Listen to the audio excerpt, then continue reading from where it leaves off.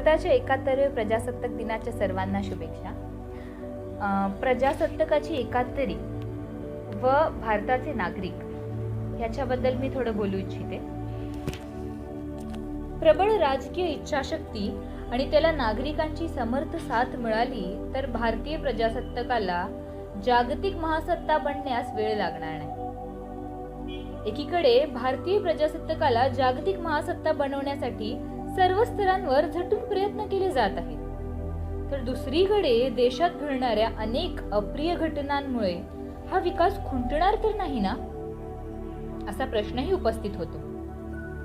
दहशतवादी हल्ल्यांपासून महिला व बालकांवर होणाऱ्या लैंगिक अत्याचारांपर्यंत मन सुन्न करणाऱ्या अनेक घटना सतत घडतच आहेत. हे थांबवण्यासाठी जशी राजकीय इच्छाशक्ती हवी, तशीच नागरिकांची सर्वच बाबतीत सरकारला समर्थ साथही मिळाली पाहिजे. 15 ऑगस्ट 1947 रोजी भारताला स्वातंत्र्य मिळालं आणि पुढल्या 3च वर्षात म्हणजे 26 जानेवारी 1950 रोजी भारताच्या प्रजासत्ताकाची प्रतिष्ठापना झाली. 1952 मध्ये प्रजासत्ताक भारतामध्ये पहिल्या निवडणुका होऊन प्रत्येक प्रांतांमध्ये विधानसभा आणि केंद्रांमध्ये लोकसभा प्रतिस्थापित होऊन लोकनियुक्त सरकारांनी राज्यांचा आणि केंद्रांचा कारभार चालवायला प्रारंभ केला. भारताची फाळणी करून पाकिस्तानला भारताविरुद्ध चितावून आणि संस्थानिकांना निर्णय स्वतंत्र बहाल करून भारताला सतत त्रास द्यायचा आणि भारताचा विकास होऊ नये अशी परिस्थिती देशात निर्माण करायची, हे ब्रिटिशांचं धोरण होतं. आणि अमेरिकेनेही पाकिस्तानला सर्व प्रकारची मदत, विशेषतः लष्करी मदत करून भारताविरुद्ध पाकिस्तानला वापरायचं अशी नीती ब्रिटन व अमेरिकेने अवलंबली होती. परंतु या सर्वांवर मात करून प्रजासत्ताक भारताने सर्व स्तरांवर प्रगती केली. परंतु सर्वसामान्य विकासाचं काय? भ्रष्टाचाराने ग्रासल्यामुळे सर्वसामान्य विकासाची कामं ढिसाळ होणं किंवा संबंधित कामं न होता जनतेचा पैसा मात्र खर्ची पडणं आणि तो पैसा संबंधित अधिकारी आणि राज्यकर्ते यांच्या खिशात जाणं आणि त्यामुळे संबंधितांचं 7 पिढ्यांना संपणार नाही एवढी संपत्ती त्यांच्याकडे जमा होणं. अगदी खालच्या स्तरावरच्या रोजगार नोकरींसाठी सुद्धा टेबल खालून लाखो रुपयांचा भ्रष्टाचार आणि अशा टेबल खालून देण्याचा पैसा ज्यांना देणं शक्य नाही त्यांनी बेरोजगारीमुळे भ्रष्ट होणं. अशा या भ्रष्टाचारामुळे सर्वसामान्य जनता भरडली जात आहे. टेबल खालून दिलेल्या पैशाकडे नोकरीला लावलेला मनुष्य तेच केल्याशिवाय कसा राहील? भ्रष्टाचारचं दुष्ट चक्र थांबवलं तरच आपला खरा विकास होईल आणि आपल्या लोकशाही प्रजासत्ताकाला खरा अर्थ प्राप्त होईल. हे बदलायचं असेल तर राजकीय नेतृत्वांमध्ये तीव्र इच्छाशक्ती आणि त्याला नागरिकांच्या प्रयत्नांचं बळ हवं. शेवटी साने गुरुजींची एक कविता म्हणू इच्छिते. बलसागर भारत हो, बलसागर भारत हो, विश्वात शोभुनी राहो. बलसागर भारत हो, विश्वात शोभुनी राहो. हे कंकण करी बांधिले, जनसेवे जीवन दिधले. राष्ट्रार्थ प्राण हे उरले, मी सिद्ध मरायाला हो. बलसागर भारत हो, बलसागर भारत हो, विश्वात शोभुनी राहो. वैभवी वैभवी देश चढवीन, सर्वस्त त्यास अर्पीन. तिमिर घोर संहारीन, या बंधु सहायाला हो. बलसागर भारत हो, बलसागर भारत हो, विश्वात शोभुनी राहो.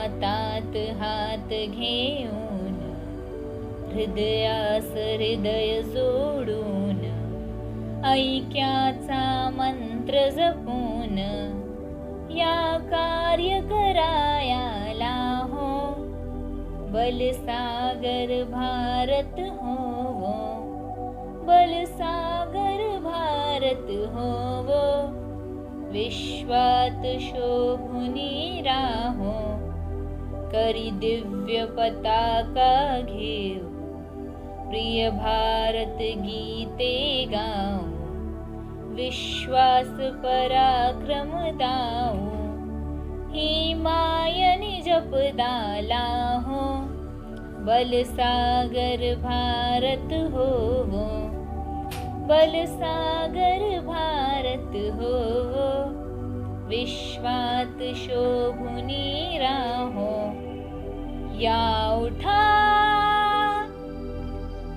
उठा करू हो शर्थ, संपादू दिव्य पुरुषार्थ, हे जीवन न्यातरी व्यर्थ, भाग्य सूर्य तळपत राहो, बलसागर भारत होवो, ही माय थोर होईल, वैभवे दिव्य शोभेल, जगतास शांती देईल, तो सोन्याचा दिन येवो, बलसागर भारत होवो, बलसागर भारत होवो, बलसागर भारत होवो.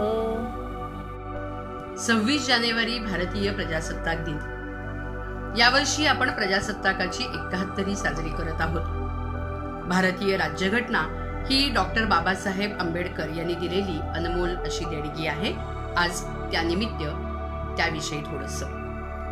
स्वतंत्र भारताची सार्वभौम जगप्रसिद्ध अशी राज्यघटना लिहून त्या घटनेचे भारतरत्न डॉक्टर बाबासाहेब आंबेडकर शिल्पकार ठरले. घटनेनं आपल्याला सगळ्या प्रकारची ताकद दिली आहे. या घटनेच्या आधारानं भारत देश कसा चालवला जातो याचं दर्शन घडतं आणि म्हणून संपूर्ण देशाला मार्गदर्शन करणारी, नियंत्रित करणारी, संपूर्ण देशाचा विकास घडवून आणणारी, देशातल्या माणसांना माणुसकीचे, मान सन्मानाचे आणि नैतिकतेचे दर्शन घडवणारी राज्यघटना सगळ्या जगासाठी आदर्शवत अशी आहे. देशातल्या सगळ्या जाती, धर्म, पंथ, लिंग, भेद यांच्यापासून संरक्षण देणारी ही राज्यघटना बाबासाहेबांनी लिहिलेली आहे. खरं तर डॉक्टर बाबासाहेब आंबेडकरांनी प्रचंड मेहनत घेऊन, भारतीय संस्कृती आणि विचारधारा लक्षात घेऊन रात्रंदिवस काम केलं आणि एक उत्तम आदर्श असा ग्रंथ 2 वर्ष 11 महिने आणि 17 दिवस सातत्यानं काम करून लिहिला. यामध्ये समतोल विचारांचे कल्याणकारी संविधान खरं तर त्यांनी या निमित्तानं, या माध्यमातून देशाला अर्पण केलेलं आहे. भारतीय राज्यघटनेमुळे भारतातल्या सगळ्या नागरिकांचं जीवन उजळून निघालं. घटनात्मक सगळे अधिकार संविधानामुळे आज आपल्याला मिळालेत आणि म्हणून हे संविधान खरं तर कल्याणकारी उपाययोजना करणारं असं संविधान म्हणलं जातं किंवा आहे.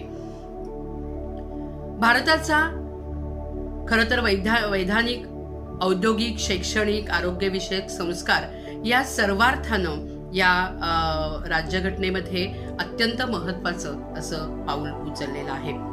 शिका, संघटित व्हा आणि संघर्ष करा हा मूलतंत्र देतानाच जाणीवेचा विस्तर विझू देऊ नका या डॉक्टर बाबासाहेबांच्या शिकवणुकीचं आपण सगळ्यांनी पालन करायला हवं. सामाजिक न्याय प्रस्थापित करण्याचे त्यांचे अलौकिक असं व्यक्तिमत्व होतं. मानव स्वयंपूर्ण आणि भयमुक्त झाला पाहिजे हा त्यांचा आग्रह होता आणि खरं तर त्यांनी दिलेल्या या प्रेरणेमुळेच आज आपल्या जीवनाला सुद्धा प्रतिष्ठा प्राप्त झाली आहे, हे विसरता येत नाही. यानंतर एक कविता सादर करते.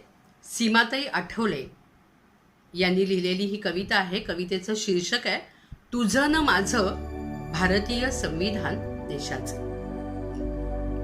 यात तुझे हित आहे, यात माझे हित आहे, यात तुझे हित आहे, यात माझे हित आहे. अरे नादान माणसा, भारतीय संविधान मानवतेचे गीत आहे. ना तुझा धर्म श्रेष्ठ, ना माझा धर्म कनिष्ठ आहे.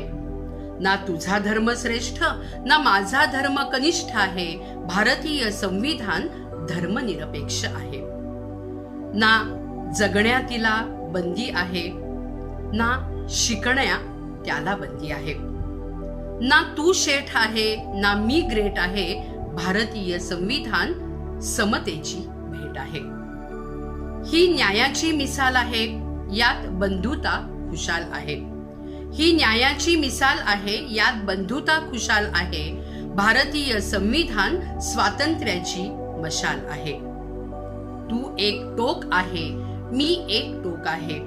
तू एक टोक आहे, मी एक टोक आहे. भारतीय संविधान तुला मला समाजाला जोडण्याचा रस्ता नेक आहे.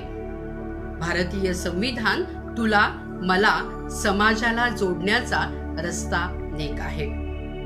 हे तुझं संविधान आहे, हे माझं संविधान आहे. हे तुझं संविधान आहे, हे माझं संविधान आहे. अरे नादान माणसा, भारतीय संविधान माणसानं फक्त माणसाच्या हितासाठी, लोकशाहीसाठी तयार केले आहे. त्याचा आपल्याला अभिमान आहे. आपलं जीवन फाईन आहे, आपलं जीवन फाईन आहे. जीवनात शाईन आहे, कारण संविधानामध्ये बाबासाहेबांची साईन आहे. संविधानामध्ये बाबासाहेबांची साईन आहे. यानंतर कविवर्य कुसुमाग्रज यांची एक कविता. कवितेचं शीर्षक आहे जय भारता.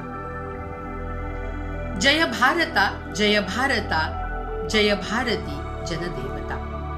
जय भारता, जय भारता, जय भारती जनदेवता. जय लोकनायक थोरते, जय क्रांतिकारक वीरते. जय भक्तते रणधीरते, जय आमुची स्वाधीनता. जय भारता, जय भारता. तेजोनिधी हे भास्करा, तेजोनिधी हे भास्करा. प्रिय पर्वता, प्रिय सागरा. तरुवृंद हो हे अंबरा. परते पहा परतंत्रता. जय भारता, जय भारता. बलिदान जे रणी जाहले, बलिदान जे रणी जाहले. यज्ञात जे धन अर्पिले, शतकात जे हृदयी फुले. उदय चली हो सांगता. जय भारता, जय भारता. ध्वज नील मंडल हो उभा, ध्वज नील मंडल हो उभा. गतकाल हा वितरी प्रभा. भवितव्य हे उजळी नभा. दलितास हा निततारता.